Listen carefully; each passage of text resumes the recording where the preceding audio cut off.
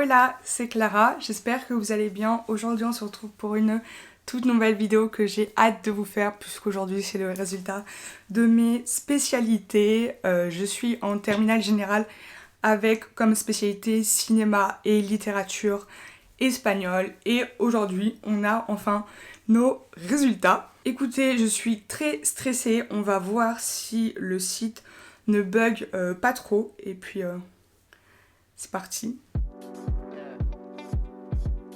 Ok, non ils veulent pas, il est 11h47 et ça ne marche pas. Alors pour les nouveaux qui me connaissent pas et qui connaissent pas trop ce que c'est la spécialité cinéma ou littérature espagnole, je vais quand même vous expliquer très brièvement. N'hésitez pas à aller voir ma vidéo Je passe le bac, je vous la mets dans le petit i. Et du coup en cinéma nous avons deux épreuves et aussi en littérature espagnole j'ai passé en oral et un écrit. En cinéma, l'écrit, ça consiste à faire une analyse de séquence de films que nous avons étudiés tout au long de l'année. Cette année, il n'y en a eu que 2, mais normalement, il y en a 3. Cette année, nous avions Fritz Lang, Le secret de la porte et Ready Player One de Steven Spielberg. Nous sommes tombés sur Fritz Lang. Donc là, l'épreuve écrite se déroule en deux parties. On a tout d'abord une analyse de séquence et après on décide de faire soit une réécriture soit un essai. Donc la réécriture c'est vous avez une consigne où vous devez changer un élément de l'analyse de séquence et l'essai c'est une question type un peu scolaire et vous répondez là-dessus en faisant un plan problématique, tout ça. L'oral, vous avez fait un court métrage tout au long de l'année et à cet oral vous venez faire un sorte de petit débrief, parler du rôle que vous avez eu dans le film et après vous avez des questions avec l'examinateur. Et en ce qui concerne la littérature espagnole, l'écrit c'est une synthèse de documents, donc on a plusieurs documents. On a des fois la problématique qui est donnée ou le plan. Là, cette année, c'était seulement le plan et on a eu deux sujets au choix. J'ai pris le sujet que personne n'a pris dans la classe et les sujets qu'on n'avait pas vu en cours. Donc j'espère que ça va me porter chance, même si franchement en littérature espagnole je suis pas sûre que ça va être ouf. Et l'oral c'est, on a choisi plusieurs documents et on les a regroupés pour en faire une problématique et un plan. Voilà du coup pour les épreuves. En ce qui concerne mes pronostics, en cinéma normalement, je touche du bois, ça a dû à peu près bien se passer, je pense avoir entre 14 et 16. Mais en littérature espagnole, je suis un peu moins sûre et je pense avoir entre 10 et 12.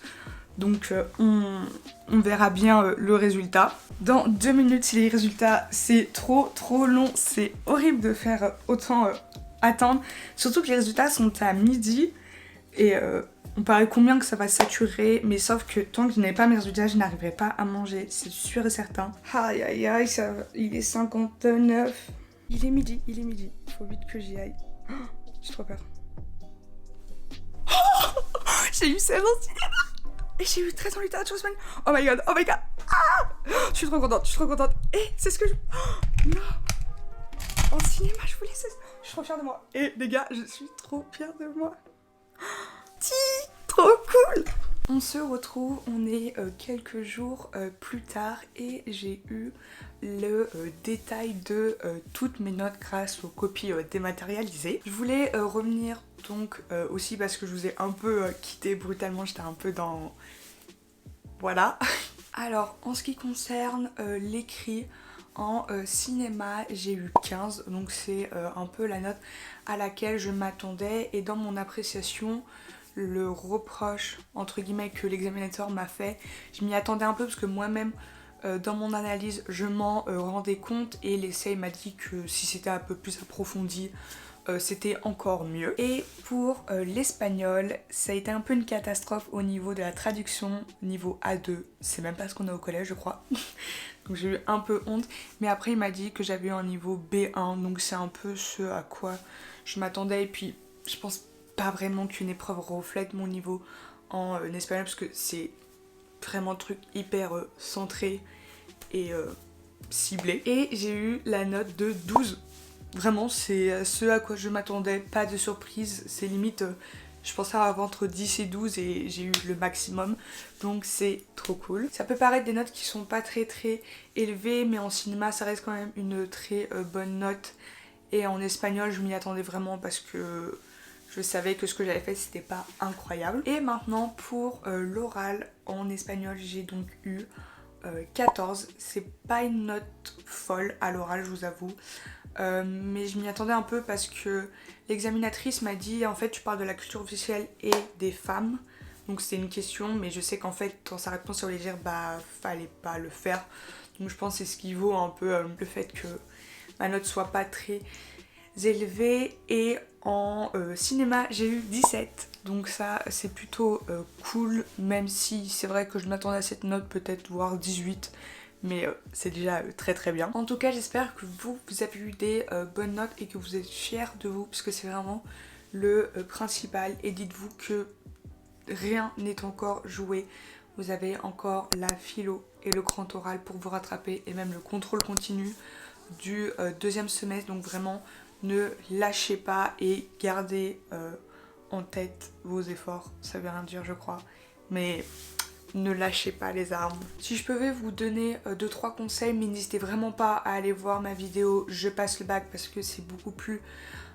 approfondi. C'est vraiment essayer de s'y prendre à l'avance. Après tout dépend des matières que vous avez, mais par exemple pour tout ce qui est matière, géopo, SS, n'hésitez pas à faire vos fiches au fur et à mesure. Je sais que c'est très chiant, qu'il faut une motivation de dingue au départ, on est à fond motivé et la motivation se perd très vite, mais sachez que ce n'est pas de la motivation mais plutôt de la discipline. Essayez vraiment d'être discipliné et de vous dire qu'à chaque fin de chapitre vous faites une fiche, parce que non seulement cette fiche vous servira pour le contrôle, mais dites-vous qu'elle vous servira aussi pour le bac. Moi, vu que j'avais des spécialités, une qui était artistique et une littéraire, c'est vrai que c'était assez compliqué de savoir quoi réviser. En cinéma, je faisais vraiment à la première vacances qu'on a eu, donc c'est les vacances de Noël, ou enfin non, celle d'avant encore, j'ai commencé à faire mes premières fiches sur Fritz Lang, et vraiment au fur et à mesure je faisais des fiches, je faisais des fiches par rapport aux analyses, mais aussi des fiches par rapport à l'ensemble du film, avec les concepts qu'il y a à voir, les choses à savoir sur le réalisateur, sur le film, les influences, le travail, tout ça.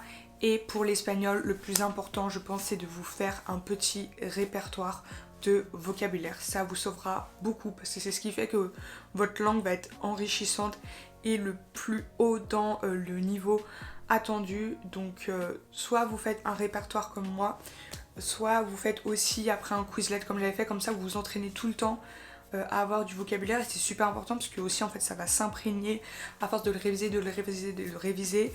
Là je sais que j'ai encore du vocabulaire que j'ai vu au tout début d'année, et j'ai l'impression que en fait mes heures de spécialité n'ont pas eu juste pour but de réussir une épreuve, mais aussi d'avoir enrichi mon vocabulaire. C'est vrai que vraiment pour les langues, après c'est de réviser à chaque fois conjugaison, les temps, tout ce qui est concordance, les trucs chiants, mais une fois que c'est fait, et si vous oubliez, vraiment relisez ça tout le temps, c'est en relisant plein de fois que ça va rentrer. C'est vraiment les seuls petits tips que j'aurais à vous donner, parce que je suis pas dans des matières où la charge de travail est très conséquente en amont, c'est plus de la méthode, de la réflexion, une certaine...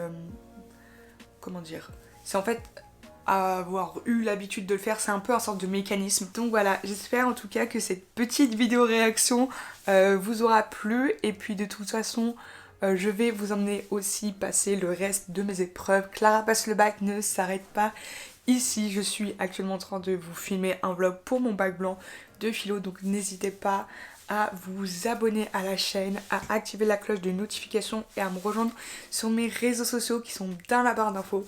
Et moi je te dis à une prochaine vidéo. Can't fuck with a bitch that basic. Anything I want, I take it. Get money, these hoes get naked. Baby girl, I don't plan on chasing, texting. You ain't really get the message. When a nigga keep guessing. I done learned my lesson. I done learned my lesson. Tell me what you need.